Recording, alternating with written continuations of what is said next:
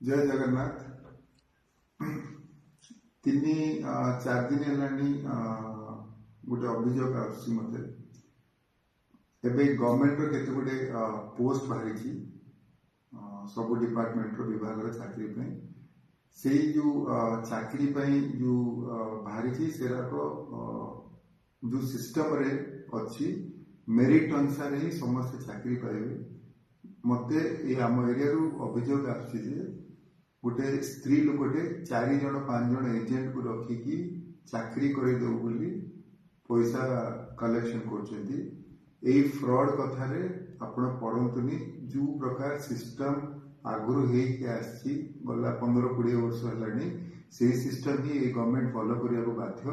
आउ चाकरी रे फ्रॉड हमार चांस नहीं। जहाँ मेरिट रे से चाकरी पाइब ये जो फ्रॉड लोक जाक जो पैसा नौकरी आपंकर मेरिट रे चाकरी पाइला पर से पैसा रखिदेवे बाकी समस्त को हैरान करेंगे। से आप सतर्क रुहतु।